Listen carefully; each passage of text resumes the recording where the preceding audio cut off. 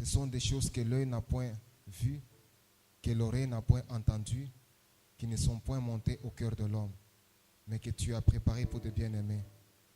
Nous nous abaissons pour que toi tu sois élevé. Nous disparaissons pour que toi tu puisses apparaître, afin que seul le nom de Jésus-Christ soit élevé. Jésus. Dans le nom de Jésus, nous avons inspiré. Est-ce que nous pouvons acclamer très fort?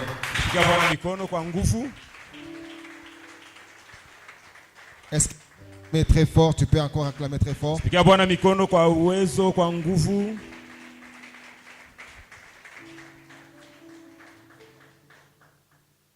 Amen. Amen. Grande est notre joie Inakuwa furaha yetu munene de vous avoir nombreux ce matin. ya kumiona wengi asubuhi ya leo. Amen. Amen. En ce merveilleux 16 mars. Kwa hii siku ya 16 mars. Amen. Amen. Vous avez abandonné vos maisons. Muriacha manyumba yenu. Vous avez abandonné l'occupation Muriacha makazi yenu pour écouter la parole de Dieu, jua kusikia sauti ya Mungu, pour venir communier avec le Saint-Esprit. jua kushirika pamoja na Roho Mtakatifu. Alors ne soyez pas dans la distraction. Ne soyez pas dans la distraction. Ushikwe kulingamishwa. Amen. Amen. Amen. Amen. Pour être un peu bien concentré là, Jua kudipana mzuri. on se tient debout, on se Tashimama salue un yululu. peu. On se salue un peu. Tunalamukiana nako. Peut-être qu'on n'a pas eu le temps on n'aura pas le temps à la fin du culte. Est-ce qu'on peut le Upate faire? wakati ya kulamukia wanakuwa pembeni yako, mlamukieko unatenka.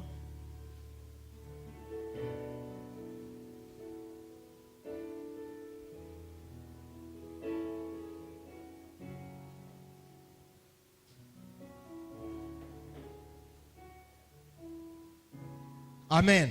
Amen. Amen. Amen. Nous vous saluons encore dans le nom de notre Seigneur Namlamukia tena Jésus-Christ. mujina la Yesu Kristu.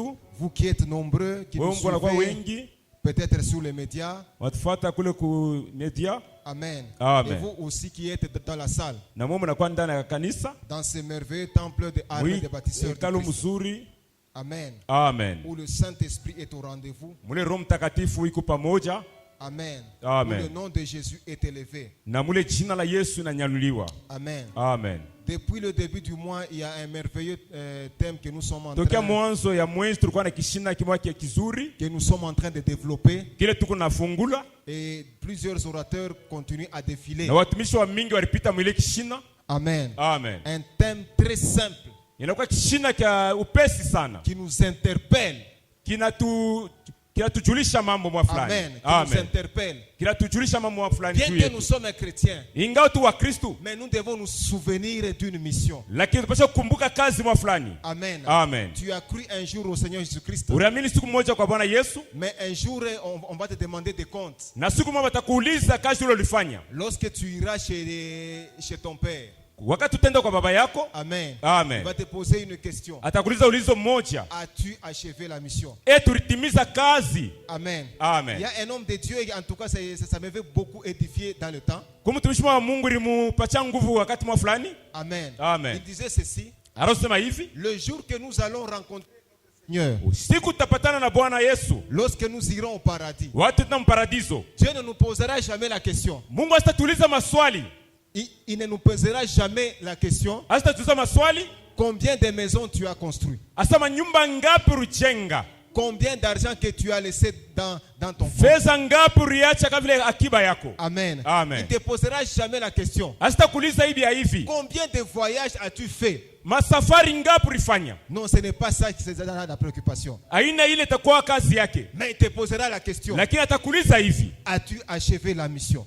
tulitimiza kazi. Amen. Amen. Est-ce que vous comprenez un peu ça? Tunaelewa ile. Il ne te posera pas cette question. Asitakuuliza vya mingi mingi. Combien de maisons tu as construit? Asitauliza manyumba ngapi ulijenga, Combien de maisons tu as construit? manyumba ngapi ulijenga, Combien d'argent que tu as laissé? fedha dans ton ngapi compte? uliacha mbaki yako. Amen. Amen. Combien de voyages tu as fait? Masafari ngapi ulifanya. Non, ce n'est pas ça la préoccupation. Aina bila atakuulizaka. Mais as-tu achevé ce que je t'ai donné? Atakuuliza ulitimiza kazi ile mimi kuwekea hapa dunia. C'est pourquoi nous devons nous souvenir toujours. Jambo tunapaswa kukumbuka wakati yote. Bien que nous puissions avoir l'argent, Ingawa tuko na fedha, bien que Dieu peut nous bénir par un mariage, ingawa Mungu atubariki na ndoa, mais lakini nous sommes des pèlerins et des... tuko wapita njia hapa hii dunia. Un jour, Siku moja on aura des comptes à rendre. tutakuwa tunarudisha hii safari yetu tulifanya kazi Il gani. va nous poser la question: Batatuuliza, Amen. Amen. As-tu achevé la mission? Tulitimiza kazi. C'est pourquoi dans ce mois, Jopale imwenji nous sommes en train de nous rappeler de la mission tukula kumbushana ile kazi que Dieu nous a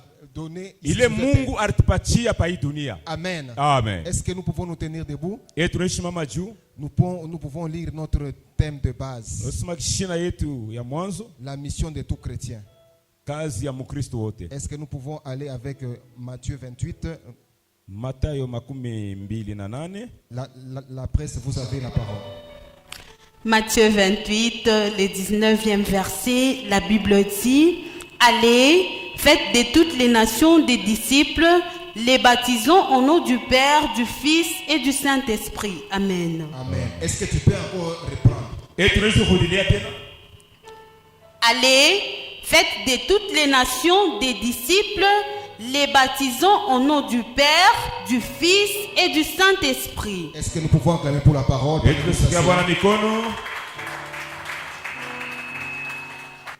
Jésus-Christ Yesu Kristo a tout achevé. anatimiza kazi yote. Maintenant, il veut rentrer chez son Père. Anafika kurudi kwa baba yake. Il se tourne vers ses disciples. Anaangalia wanafunzi yake. Il dit: voici la mission. Asema angalia kazi. Vous avez vu tout ce que j'ai fait. Muriona biote bilifanya. J'ai guéri les malades. Militunza wagonjwa. J'ai ressuscité les morts. Milifufua wafu. J'ai purifié les lépreux. Militakasa wa ukoma. J'ai multiplié les pains. Milijumlisha mikate. Mais au-dessus de toutes choses, Mwa yote ya yote la bilifanya. chose la plus importante, Kitu ya faida sana. c'est ce que je suis en plein de vous dire. Ni imi kuna mionyesha sasa. Lorsque je pars, Wakati minaenda, je vous laisse une seule mission. minamecha kazi moja tu. Allez, Mwendeni. faites de toutes les nations Mufanye mataifa yote mes disciples. wanafunzi wangu. C'est ça la mission que je vous ai Jo donnée. kazi minamiachia. Amen. Et Amina. Jésus-Christ part chez son Père. Yesu anaenda kwa baba yake. Amen. Amen. Donc notre mission, Kazi yetu c'est ce qui est défini dans ce texte. ni ile basoma mwii andiko. Allez, Endeni faites de toutes les nations mufanye mes disciples. mataifa yote. Amen. Amen. Les disciples. Wanafunzi. Amen. Amen. Pour bien comprendre, Jo kuelewa souvent mzuri. lorsque nous lisons un texte, Kama tunasoma andiko, nous sommes pressés seulement comme ça. tukutu haraka bule. Mais on ne prend pas le temps de bien méditer. Lakini atubebe wakati ya mingi ya kufikiri jua ile andiko. Méditez bien ce que la Bible veut dire. Kufikiri vile maandiko inasema Biblia. Allez, Endeni. faites de toutes les nations Fanya mataifa yote. les enfants de Dieu. Watoto wa Mungu. Non. Hapana. Les chrétiens. Wa Kristo. Non. Hapana. Mais Lakini les disciples. wanafunzi. Pourquoi Christ a parlé seulement des disciples? Jua nilisema jua wanafunzi. Je commence mon message. Mimi naanza mjumbe yangu. Tout comme il y a une différence Pale kulikuwa achanisho entre être un enfant de Dieu kuya mtoto wa Mungu et être un fils de Dieu. na kuya mwana wa Mungu. De la même manière, Namna moja moja. il y a une différence Kwa koto la chanisho entre être un chrétien kuya Mukristo et être un disciple de Jésus. na kuwa mwanafunzi wa Yesu.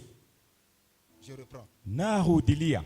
Il y a une différence Kulikuwa achanisho de être kuya un enfant de Dieu mtoto wa Mungu et être un fils mwana de Dieu. wa Mungu. Il y a aussi une différence Kwa koto la chanisho de être kuya un simple chrétien Mukristo wa et être un disciple de Jésus.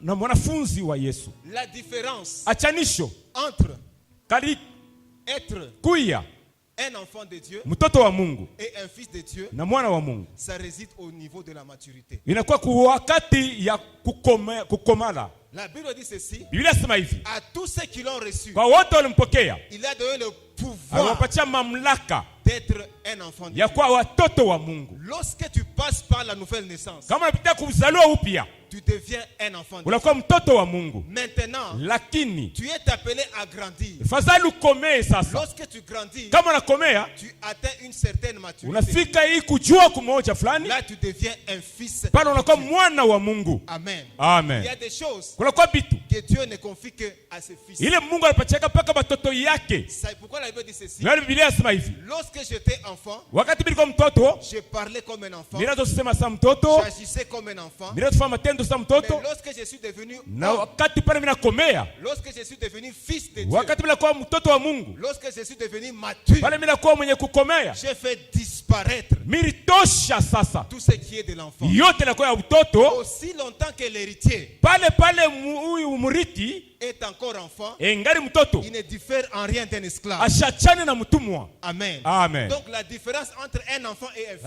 Achana na hii mwana na huyu mtoto, réside au niveau de la maturité. inakuwa ni fashi ya kukomala. Nous avançons. Tunasonga La mbele. différence entre Achanisha un simple chrétien na Mkristu et un disciple na mwanafunzi réside au niveau de la formation. inakuwa wakati ya kufunda. Amen. Amen. Un simple chrétien Mkristu huyo est abule différent d'un disciple. anachana mwanafunzi, Parce que qui dit disciple, wasa mwanafunzi quelqu'un qui est derrière une personne. ni mtu alikuwa nyuma ya mtu fulani. Qui dit disciple, Kama sema mwanafunzi, quelqu'un est en train de suivre quelqu'un. usa mtu kwa nafuata mtu fulani. Qui dit disciple, Wasema mwanafunzi, quelqu'un qui est au pied de quelqu'un. usa mtu kumikulu ya mtu fulani. Donc il y a une différence Niko achanisho entre un chrétien kwa Mkristu et un disciple. na mwanafunzi. Et Christ a dit, Na Kristo anasema hivi, allez, endeni faites de toutes les nations, mufanye mataifa yote, non pas des chrétiens, hapana wa Kristo, mais des disciples. wanafunzi wangu. Donc ce qui va nous intéresser, Ile tutufarisha hapa c'est le mot ni disciple. wanafunzi. Amen. Amen. Dis à ton voisin, Ulisha pembeni yako le mot disciple. masemo ya mwanafunzi. Le mot disciple. Tamki wanafunzi. Amen. Amen. Et l'évangile de Jésus Injili ya Yesu est divisé inakuwa inakata vipande en plusieurs parties. vipande vya mingi. Bien-aimé, Dieu est content Mungu anakuwa furaha lorsque nous croyons en son Fils. wakati tunaamini mwa mwana wake. Amen. Amen. Dieu est très joyeux Mungu anafurahiwa sana lorsque nous communions avec son esprit. wakati tunashiriki na roho yake, Lorsque nous venons à l'église, wakati tunakuwa kukanisa, nous écoutons tunasikia sauti ya Mungu, nous louons Dieu, tunasifu Bwana, nous adorons Dieu, tunaabudu Bwana, on nous prophétise. wanatutabiri. Amen. Amen. Amen. Amen. Et nous avons part à sa bénédiction. Na pia tunakuwa na hii shirika baraka Ces yake, choses-là, c'est très bien. ile yote inakuwa mzuri. Mais il sera encore plus content Atakuwa tena furaha zaidi si nous participons kama tunashiriki à son œuvre. kukazi Et yake. son œuvre signifie Kazi yake ni de gagner les autres âmes à Jésus. kuvuta manafsi ingine kwa Yesu. Amen. Amen. C'est pourquoi il est écrit Jambo linaandikwa qu'il y a de la joie kunakuwa furaha kwa lorsqu'un mbingu seul pécheur vient à wakati mtu wa zambi mmoja anahudilia Bwana, Jésus. Et Jésus veut que na Yesu anapenda cette joie-là, ile furaha, ce bonheur que tu ile es en train weheri que ile tu es en train de vivre, ile kunaishi, tu puisses aussi partager avec quelqu'un d'autre. ugawanye na watu wengine, Tu puisses inviter aussi quelqu'un d'autre. alika mtu mwingine na Parce yeye, qu'un jour, il va te demander des comptes. juu siku moja atakuuliza kile ulifanya. C'est pourquoi l'évangile de Jésus Jambo la injili ya Yesu est subdivisé et articulé en 3 phases. inakuwa mu vipande vitatu. Nous allons évoluer et vous allez comprendre. Tutaanza kuendelea na mtaelewa mzuri. Amen. Amen. Première phase ou première partie Kipande cha kwanza de l'évangile de Jésus. ya injili ya Yesu. Est-ce que nous pouvons prendre Matthieu 24, 1 à 12? Lazima Mathayo 24 Ce n'est pas un mstari wa enseignement, 12. ce n'est pas un enseignement compliqué. Si tu es très sensible, tu vas comprendre. Haina mafundisho ya nguvu. Matthieu 24, 1 à 12. Est-ce que nous pouvons... Mathayo 24 mstari wa kwanza mpaka 12. Est-ce que la presse, vous êtes prêts? Matthieu 24, 1 à 12. Plutôt, je m'excuse, c'est Luc 24, c'est pas Matthieu. Luc Luc 24, 1 à 12, la Bible dit: Le premier jour de la semaine, elles se rendirent au sépulcre de grand matin, portant les aromates qu'elles avaient préparés. Elles trouvèrent que la pierre avait été roulée de devant le sépulcre. Et étant entrées, elles ne trouvèrent pas le corps du Seigneur Jésus. Comme elles ne savaient que penser de cela, voici 2 hommes leur apparurent en habits resplendissants. Saisies de frayeur, elles baissèrent le visage contre terre. Mais ils leur dirent: Pourquoi cherchez-vous parmi les morts celui qui est vivant? Il n'est point ici, mais il est ressuscité. Souvenez-vous de quelle manière il vous a parlé lorsqu'il était encore en Galilée, et qu'il disait: Il faut que le Fils de l'homme soit livré entre les mains des pécheurs, qu'il soit crucifié et qu'il ressuscite le 3e jour. Et elles se ressouvinrent de paroles de Jésus. À leur retour du sépulcre, elles annoncèrent toutes ces choses aux 11 et à tous les autres. Celles qui dirent ces choses aux apôtres étaient Marie de Magdala, Jeanne, mère de Jacques, et les autres qui étaient avec elle. Ils tinrent ces discours pour des rêveries et ne crurent pas à ces femmes. Mais Pierre s'éleva et courut au sépulcre. S'étant baissé, ne vit que les linges qui étaient à terre, puis il s'en alla chez lui dans l'étonnement de ce qui était arrivé. Est-ce qu'on peut acclamer Amen. pour la parole de Dieu?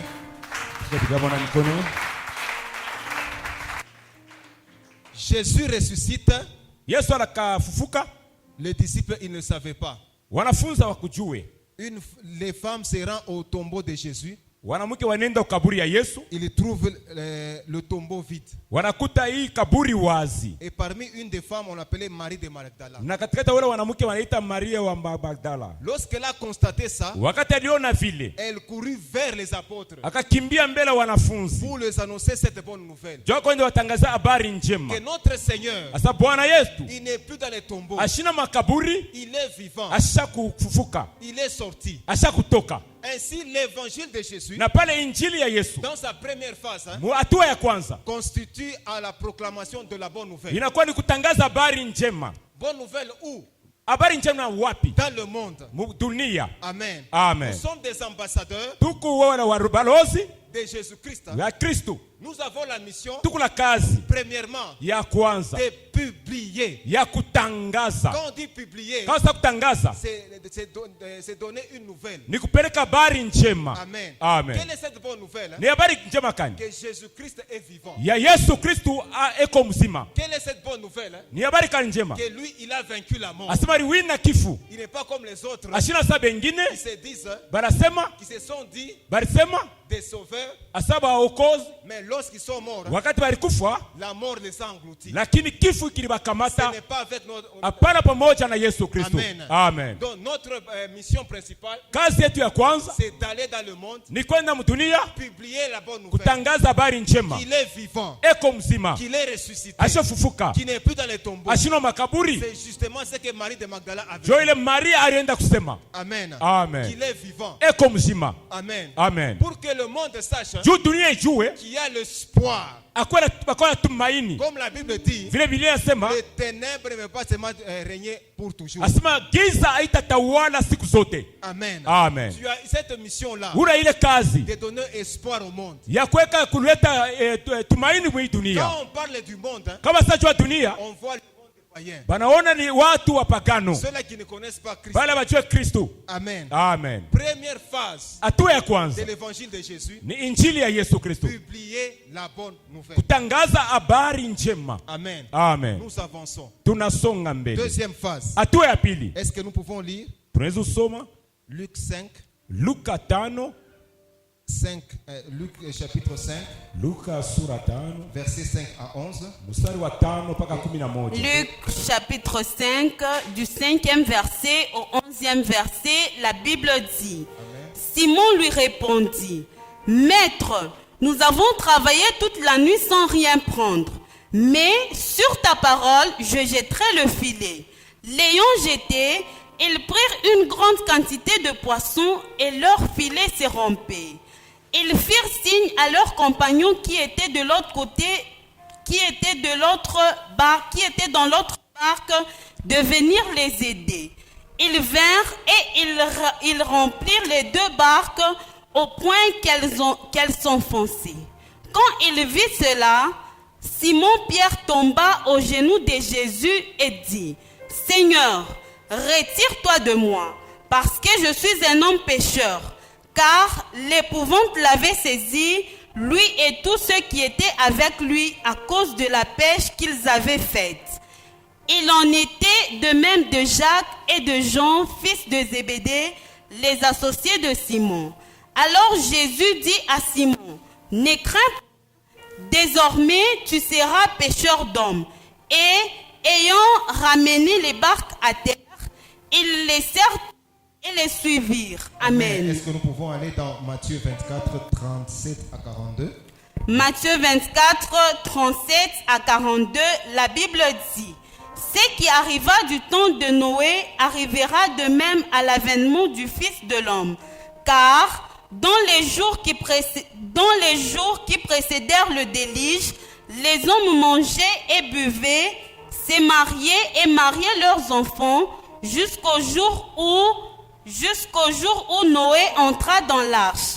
Et ils ne se doutèrent de rien, jusqu'à ce que le déluge vint et les emporta tous.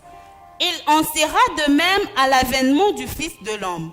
Alors, des deux hommes qui seront dans un champ, l'un sera pris et l'autre laissé.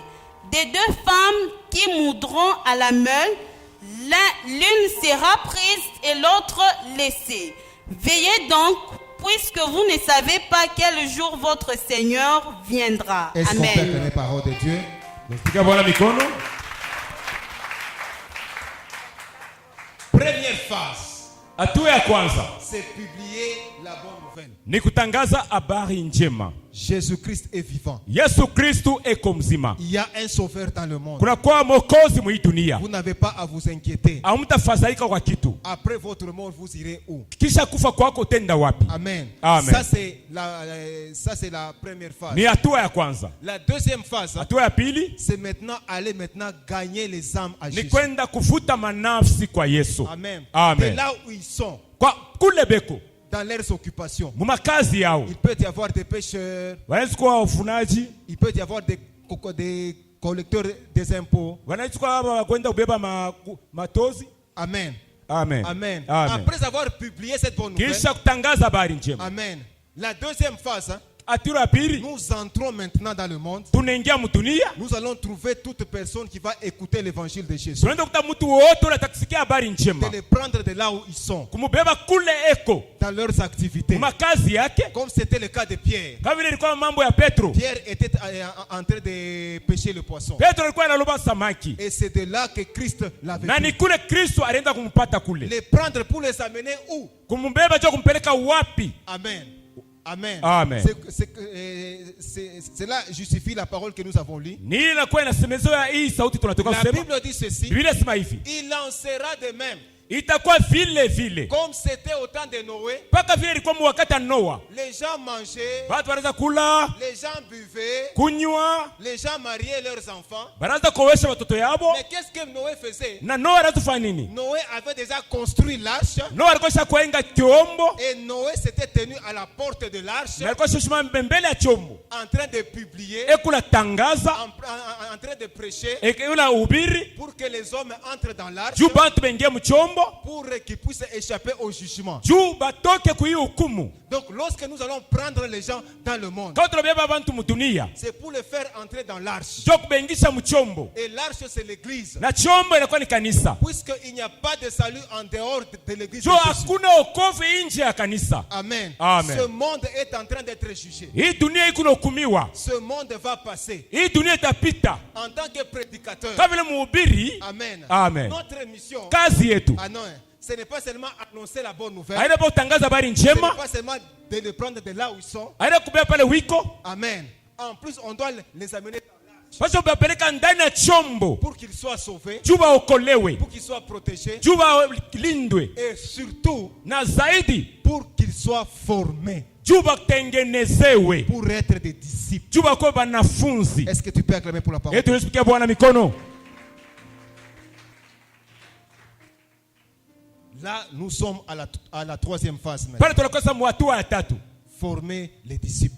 kutengeneza wanafunzi. Amen. Amen. Tu as publié l'évangile, Ulitangaza habari njema, tu as gagné les âmes, ulivuta manafsi, tu les as amenés dans l'église de Jésus. unawapeleka unabaleta mkanisa ya Yesu. Maintenant, un travail commence. Sasa ni kazi inaanza. Amen. Amen. Formation du disciple. Kuwafundisha wanafunzi. Amen. Amen. Revenons encore un peu à à l'époque de Jésus. Tunarudia wakati ya Yesu. Lorsque Jésus fait des miracles, Wakati Yesu afanya miujiza, il multiplie les pains, anajumlisha mikate, il guérit les malades, anatunza wagonjwa, il purifie les lépreux, anatakasa wa ukoma, il ressuscite les morts. anafufua wafu. C'était des spectacles, Hii ilikuwa ni mambo ya ajabu, des choses inouïes. hii mambo ya kushangaisha. Alors ceux qui l'entouraient Wale walikuwa pembeni yake disent non, non, non, non, non, wasema non. hapana, hapana, On hapana, n'a hapana, jamais vu un pareil homme. hatuyaonaka mtu wa hivi. Amen. Amen. Et dans cette chaleur là-bas, Mwile kifukutu toujours ceux-là qui disaient, kumbe walisema hivi, Maître, mwalimu, je vais te suivre.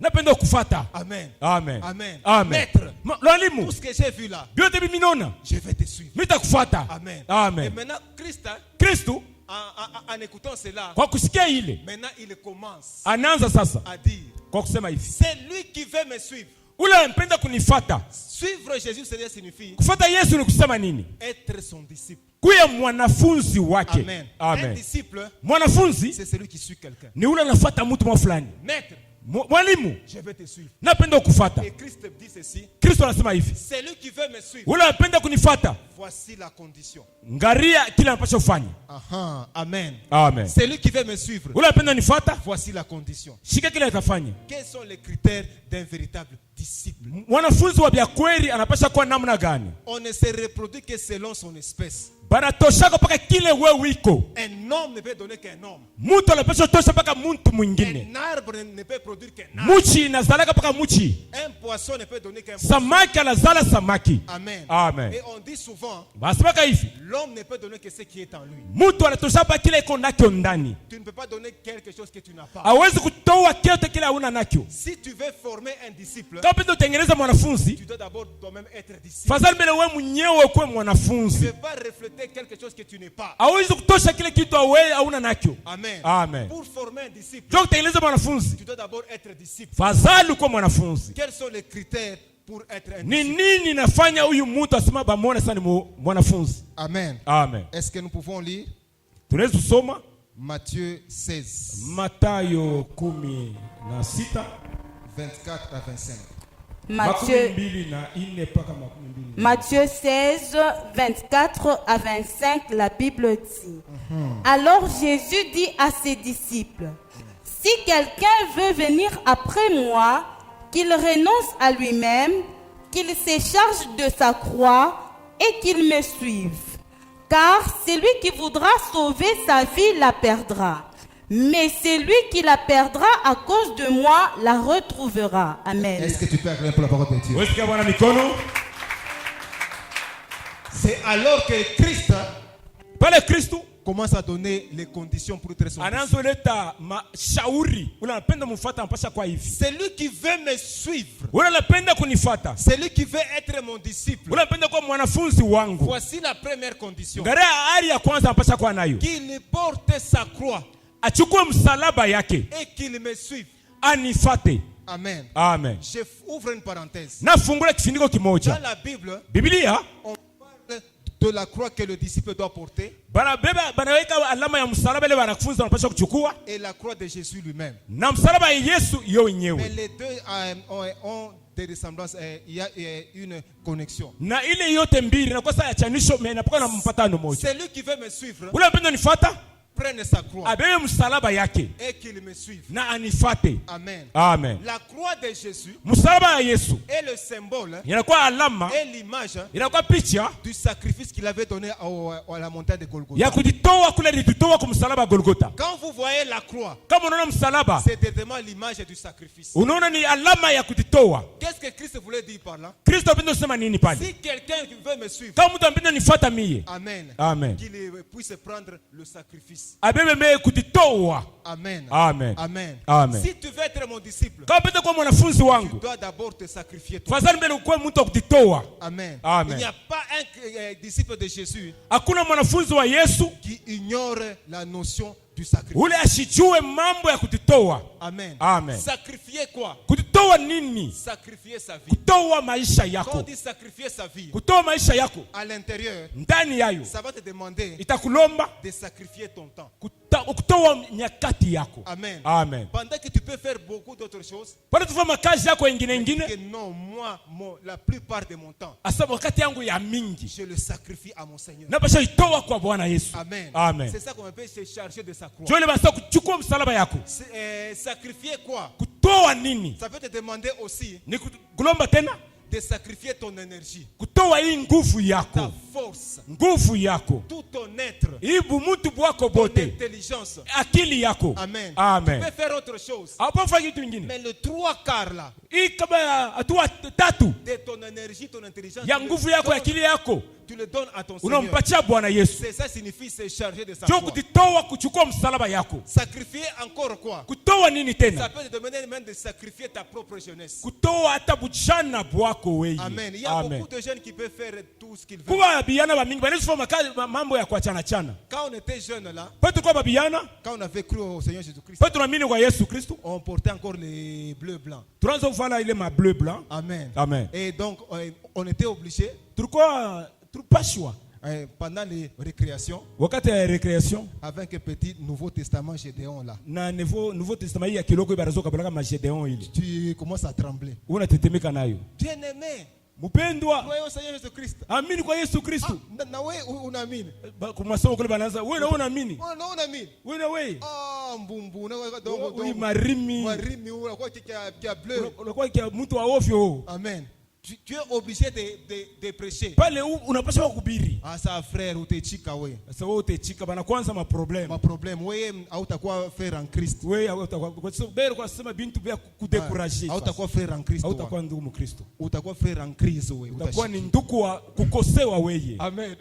Amen. Amen. Donc tu es jeune là. Ukijana Toute ta jeunesse tu le donnes à Jésus. ujana wako yote unamtoa Yesu. Amen. Amen. Amen. Tu Amen. pouvais faire autre chose comme les autres jeunes. Ulifanya vitu vingine sawa vijana wengine. Mais toi tu le consacres à Jésus. Lakini wewe unaitoa kwa Yesu C'est ce que Kristo. signifie se charger de ça. Ndio inasema kuchukua msalaba Tu yako. peux faire beaucoup de choses. Ulifanya vitu vya mingi Mais tu donnes ça. lakini unampatia hiyo. Amen. Tu sacrifies ton énergie. Unatoa nguvu yako. Tu sacrifies ta jeunesse. Unatoa ujana wako. Tu sacrifies les plaisirs du monde. Unatoa hii kufuraha yote ya Tu dunia. pouvais aller dans le monde aussi, aller boire, aller faire. Unaweza kwenda kunywa kufanya mambo ya mingi. Mais tu as Lakini refusé. unakata vile bintu vyote. Amen. Amen. Pour être le disciple de Jésus. Unapenda kuwa mwanafunzi wa Yesu Kristo. Sacrifier aussi les désirs de la chair. Kutoa hata hii matamaa ya mwili. C'est pourquoi la Bible dit ceci. Ndio Biblia inasema hivi. Ceux qui ont cru en Jésus, Bale baliamini kwa Yesu Kristo. ils ont crucifié leur chair là. Asa baliteswa mili zao Amen. À la croix. kumsalaba. Amen. Amen. Celui qui veut me suivre Ule mpendo nifuata. renonce à lui-même. Atikatalie ye moya. Amen. Amen. Premier critère, Kia kwanza, la notion du sacrifice. ali mbele ya kujitoa. Si quelqu'un ne comprend pas le sacrifice, Kama mtu asijue kujitoa, il viendra jamais un disciple. hasta kuyaka mwanafunzi wa Tu vas Yesu. faire les choses de moitié. Utafanya bintu vya wewe mwenyewe. Non, allons seulement un peu et Twende kutu polepole paka hivi. Amen. Amen. Dieu ne regarde pas. Mungu ashina kumbile. Un disciple, un vrai disciple, Mwanafunzi wa kweli se sacrifie d'abord. eko najitoa mbele. Amen. Amen. Deuxième des choses, Kitu ya pili, Luc 9, 57 à 62. Luka 9:59. Luc 9, 57 à 62, la Bible dit, pendant qu'ils étaient en chemin, un homme lui dit, Seigneur, je te suivrai partout où tu iras.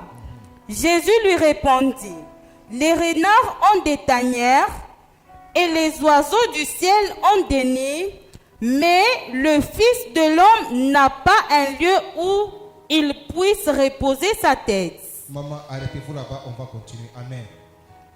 Un autre jeune homme vient le suivre.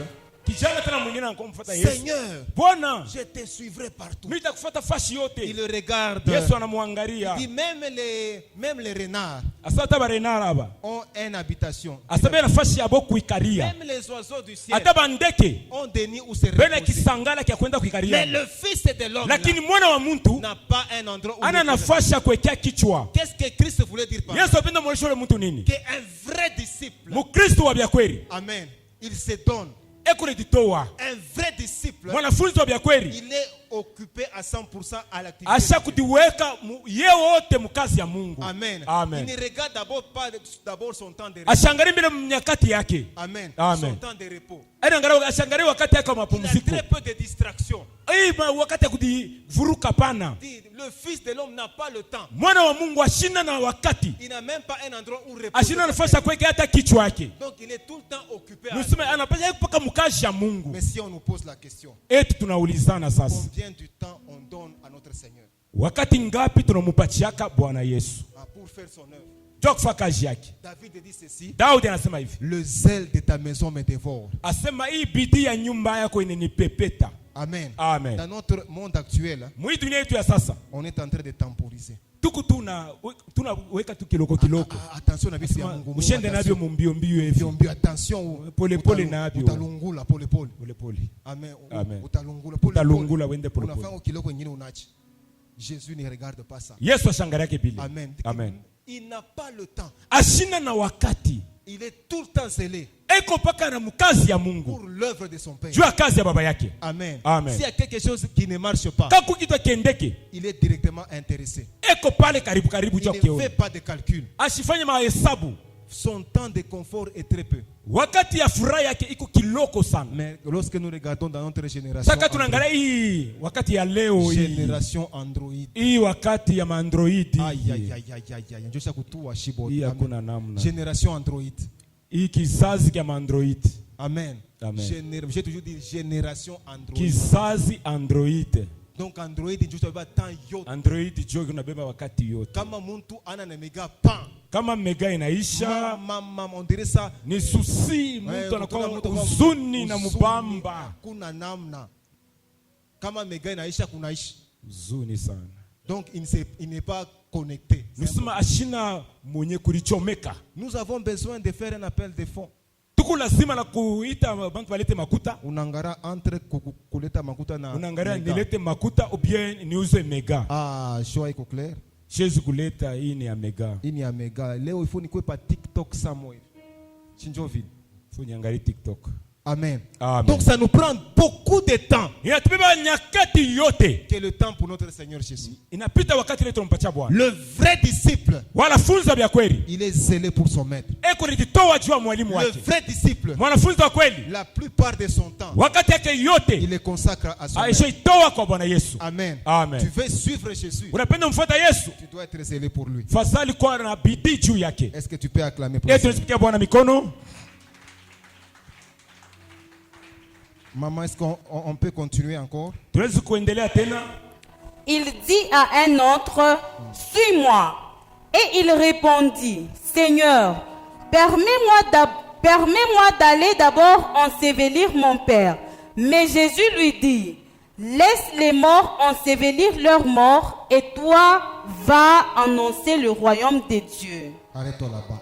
Un autre Mwingine tena na yeye. qui lui dit, Seigneur, je vais te suivre. Asa Bwana napenda kufuata. Mais permets-moi d'abord Lakini niruhusu que mbele. j'aille enterrer mon père. Niende mbele nishike baba yangu. Jésus-Christ n'a pas dit, ah, Yesu asime yo. yo, Baba yako anakufa wafu wako. wafako, wende kamushike. Wende mshike. Amen. Il lui dit ceci, Yesu anamuonesha hivi. laisse les morts Acha bafu enterrer les morts. bashike mufu wabo. Qu'est-ce que cela signifie? Ni usema nini? Il y avait un mort physique, hein, Kulikuwa mtu ule shakufa mais il mkimwili y avait aussi des morts spirituels. na bantu bale bashakufa mkiroho. Les morts spirituels, ce sont Acha ba moro bale bakufa mkiroho. Jésus voulait dire, hein, Yesu alisema hivi. ces choses-là, Bile bintu. même les païens peuvent aller le faire. Hata bapagano batendo bifanya. Mais toi la priorité, Weye kia kwanza va d'abord annoncer les unifate mbele utangaza habari njema. Pour dire quoi? Ndio kusema hivi. Un vrai disciple, Mtumishi wa bia kweli. sa priorité, Kitu hakika kwanza c'est d'abord son maître. mbele ni mwalimu yake. Entre faire le choix, Kama unafanya chakula, répondre aux devoirs familiaux kujibu ikwito ya famille et faire le travail de Jésus. na kufanya kazi ya Yesu. Jésus-Christ a dit, entre les deux, Babili biwili, tu choisis d'abord faire l'œuvre de Dieu. chakula mbele kazi ya Mungu. Ça ne sera pas facile, hein? Haitakuwa On teketeke, va te critiquer, hein? haitakuwa teketeke. Lui ne vient jamais au deuil. Yashiko yake kubirio. Il ne vient jamais. Yashiko yake kubirio. Même quand on organise des fêtes. hata banaweka makaramu Lui n'est jamais là. ya kuyaka hata makaramu wa siku Lui, yake son Jésus, je ne comprends ye pas. Yesu wake kama ni Mais waje entre ces deux-là, mubale bawili entre aller enterrer son père kwenda kushika baba et suivre Jésus, na kufuata Yesu. Christ dit ceci, Yesu anasema hivi, suis-moi d'abord. unifuate mbele C'est mie, ça le prix à payer. jo hii bei ya kulipa. On peut t'insulter, Banaweza kutukana, on va te critiquer dans la famille, banaweza kutusema mu jamaa, mais tu ne t'appartiens plus à toi-même, lakini hauna wewe wewe tu mwenyewe, t'appartiens à ton maître. unakuwa na wa mwalimu yako. Amen. Amen. Amen. Amen. Les priorités. Kya kwanza, Amen. Amen. Un vrai disciple, mwanafunzi wa vya kweli, ses priorités d'abord, kya kwanza kyake c'est d'abord Jésus. mbele ni Yesu. Un vrai disciple, Mwanafunzi wa vya kweli, sa priorité, kitu yake kya kwanza c'est le royaume des cieux. ni ufalme wa Mungu. Un vrai disciple, Wakristo wa sa kwanza, priorité, kitu yake kya kwanza c'est annoncer l'évangile. ni kutangaza habari njema. Est-ce que tu peux acclamer pour la parole? Tunasipikia Bwana mikono. Est-ce qu'on peut continuer? On va bientôt atterrir. Tunaweza kuendelea. Un autre dit, je te suivrai Seigneur, mais permets-moi d'aller d'abord prendre congé de ceux de ma maison. Jésus lui répondit, quiconque met la main à la charrue et regarde en arrière n'est pas propre au royaume de Dieu. Amen. Est-ce qu'on peut acclamer pour la parole de Dieu? Tuweke Bwana mikono. Là, nous sommes en train d'atterrir. Pale tunashuka sasa. Dans 5 minutes, on se tient debout Dakika tano et on tunamaliza. commence la prière. Tunaanza maombi. Amen. Amen. Un autre lui dit, Mwingine anamuonesha hivi, je vais te suivre, mimi napenda kukufuata, mais j'ai une exigence là. lakini mimi kuna kamambo kama kakuonesha. Permets que j'aille prendre congé. Uniruhusu mbele nyende kulaka mbele. Mais Jésus lui dit ceci, Yesu anamuonesha hivi, quiconque met la main à la charrue ule wote anabamba kujembe ya kokoto, et regarde derrière, anaangalia kunyuma yake, il n'est pas digne de moi. asistahili juu yangu. Un vrai disciple de Jésus, Mwanafunzi wa vya kweli, lorsqu'il sait qu'est-ce que cela signifie regarder derrière. kuangalia nyuma ni nini? Amen. Pendant que tu es en train d'avancer, Pale kuna songa mbele, lorsque tu avances, pale kunaenda mbele, mais tu regardes encore en lakini arrière, unaangalia tena kumkongo. c'est comme si Jésus dit que je rentre d'abord. Nuseme mimi unapenda kurudia kumkongo. Amen. Amen. Lorsque tu t'es déjà engagé Kama sha kujitoa kumbele, et que tu as l'impression de vouloir regarder na derrière, huku na namna mwapo unapenda mpaka kuangalia kumkongo, il y a un danger kunakuwa hatari que tu regrettes ce que tu as laissé. ya kufula fadhaika kubile unacha kumkongo. Amen. Amen. Un jour, Dieu devait détruire Sodome et Gomorrhe. Siku moja Yesu Mungu apenda kuwabomoa na Sodoma na Gomora, Il a trouvé une famille juste, anakuta jamaa moja ya watu wa haki, la famille de Lot. hii jamaa ya Lota. Dieu dit que Lot et sa famille quittent. Asema Lota na jamaa yake batoke mu Mais Sodoma. lorsqu'ils sont sortis de Sodome, Wakati batoka mu Sodoma, la femme de Lot, sachant bibi wa Lota anajua qu'on sema, avait dit balisema hivi, de ne pas regarder derrière, usiangalie nyuma, mais elle a tourné. lakini yeye anageuka na angalia nyuma, Lorsqu'elle a regardé derrière, pale anaangalia nyuma, automatiquement le jugement l'a. pale hukumu inamshukia. Amen. Amen. C'est-à-dire en regardant derrière, Kwa kuangalia nyuma, elle a regretté ce qu'elle a laissé. anafadhaika kwa bila nacha kumkongo yake. Amen. Parce qu'elle a Amen. regretté, Vile anafadhaika, le jugement l'a atteint. hukumu inamkamata. Amen. Amen. Les autres ont avancé, Bengine banaenda mbele, mais elle a été jugée. ye anahukumiwa pale. Quiconque est le véritable disciple, Ule kwa mwanafunzi wa vya kweli, lorsqu'il s'est déjà engagé, baada ya kujitoa mkazi ya il Mungu, n'a pas le droit, ashina na haki il tena, lui est interdit inakataziwa de regarder en arrière. kuangalia nyuma. Regarder en arrière, Kuangalia nyuma c'est regarder dans le monde. ni kuangalia mudunia, Regarder en arrière, kuangalia nyuma c'est regarder ce qu'on a laissé. ni kuangalia bila uliacha, Regarder en arrière, kuangalia nyuma c'est comme un chien ni kusaimbwa, qui a vomi, anatapika, il revient encore ce qu'il a vomi. anakuwa tena kurudia bila litapika, Cela signifie regarder en sio arrière. kurudia kuangalia nyuma. Bien aimé, Pendwa, lorsque les enfants d'Israël watoto wa Israeli ont quitté l'Égypte, watoka Misri, amen, amen, ils n'ont fait que quelques jours. balifanya masiku ba kiloko tu L'Égypte. kutoka Mais Misri, lorsqu'ils ont marché, pale walitembea ils ne sont pas entrés dans Canaan. au kinyi mkanana, Amen. Parce que la plupart jua mingi sont morts balikufa dans le désert. mujangwa. Pourquoi? Jua nini? Parce qu'ils regardaient derrière. Jua banaweza kuangalia nyuma, Parce qu'ils regardaient jua derrière. banaweza kuangalia nyuma, Parce qu'ils regrettaient l'Égypte. jua banaweza kufadhaika Misri. Alors Dieu a dit, Mungu anasema hivi, parce qu'ils ont quitté l'Égypte, vile banatoka Misri, cela a pris quelques jours. inawabeba wakati mwa Mais kiloko, pour qu'ils entrent là-bas, jua bengie kule, non, ils ne peuvent pas entrer comme ça. abataingia haraka, Ils ne peuvent pas entrer comme ça. abataingia siku moja. Avec la mentalité de l'Égypte. Na ile matabia ya kumisri, Comme ils ont fait quelques jours pour quitter l'Égypte, vile balifanya masiku mwa kiloko, alors pour qu'ils entrent dans Canaan, jua bengie mkanana, j'ai besoin que l'Égypte quitte d'eux. napenda mbele Misri toke mkichwa yabo. Amen. Et amen. Pour quitter l'Égypte, ndio toka Misri ils ont fait quelques jours. balifanya siku kiloko Mais pour que l'Égypte quitte d'eux, juu sasa Misri toke mkichwa yabo ça les a pris 40 ans. ilibabeba miaka 40. Amen. Amen. C'est pourquoi pour un véritable disciple, Mwanafunzi wa kweli lorsque Dieu te forme, pale Mungu anamtengeneza il va prendre beaucoup de atamea temps wakati mwa mingi pour que le monde juu dunia quitte de toi. itoke mkichwa Pour yako, que le monde juu dunia soit arraché de toi. itoke kwako, Que tu sois un véritable disciple. uko mwanafunzi wa kweli. C'est Amen. pourquoi il dit le véritable disciple Tumele mwanafunzi wa kweli qu'il regarde en avant. aina garapaka kumbele, Interdiction inakatazwa de regarder en arrière. kuangalia nyuma. Que l'Éternel bénisse sa parole. Utasimama yulu, Mungu abariki sauti yake. Pendant que Jephthé passe devant, Wale ndugu Jefta anapita kumbele, il va nous conduire dans une brève prière. atatongoza mu maombi wa kiloko. Tu as écouté la parole. Unasikia sauti vile, unasikia Tu vas sauti, maintenant entrer en prière. tengia maombi.